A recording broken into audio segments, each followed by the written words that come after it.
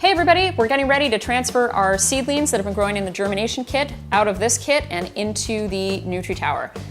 As we know, the Nutri-Tower is a hydroponic system, meaning that we're not using soil, we're using just water and light to grow these plants. So with the system, you receive a 9-liter bag of Growstone. We really like Growstone because it's made from recycled glass. It's very porous and it keeps the moisture close to the roots of the plants, which helps them grow faster. As well, it supports the rooting structure of the plants as they get bigger. So every Nutri-Tower comes with a 9-liter bag of Growstone, which is enough to fill all 32 pots in your system. Very important before you do the transfer to rinse off all the excess residue. So I use a strainer.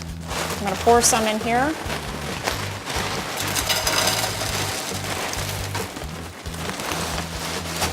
And with a bit of warm water, I'm going to rinse off the extra powder that's on the stones. So now that we're ready to transplant seedlings, we want to try and select the ones that look the healthiest. So we have a really nice little lettuce seedling here. We have some nice roots coming off of the bottom. The easiest way to do this is to grab your netting cup, and then we just pre-rinse some Growstone here. So I like to create a little bit of a base in the netting cup and then insert the seedling so it's resting on that. And then we're going to gently fill in around the seedling. We want to keep about a ½ inch or a centimeter of clearance between the actual cube and the top of the cup.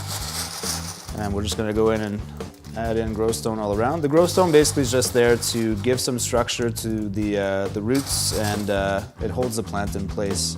The nice thing about this product too is that it does retain a fair amount of moisture, but it's very porous, so there's not too much chance of there getting any root rot, and it's also very good for root oxygenation. So there you have it. That's the perfect setup for your seedling.